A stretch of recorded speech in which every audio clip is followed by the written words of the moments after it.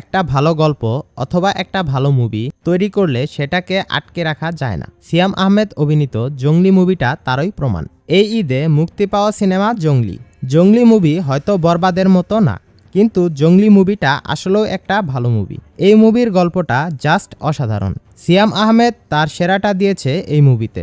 এক কথায় তার লুক এক্সপ্রেশন দেখার মতো ছিল। এই মুভিটা হয়তো বরবাদ মুভির মতো এতটাও হাইপ ক্রিয়েট করতে পারেনি, কিন্তু যারা এই মুভিটা দেখেছে তারা সবাই এই মুভির প্রেমে পড়ে গেছে। অ্যাক্টিংটা করছে, খুবই ভালো ছিল।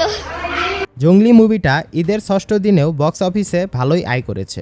ঈদের ষষ্ঠ দিনে এসেও আয় করেছে 20 লাখ টাকা এবং এই পর্যন্ত এই মুভির টোটাল কালেকশন হয়েছে 1,30,00,000 টাকা। আশা করা যায় এই মুভিটা বক্স অফিসে ভালো কিছু করবে। যারা যারা এই মুভিটা দেখেছেন তারা অবশ্যই কমেন্ট করে জানাবেন মুভিটা কেমন ছিল। সকলেই ভালো থাকবেন, সুস্থ থাকবেন। আল্লাহ হাফেজ।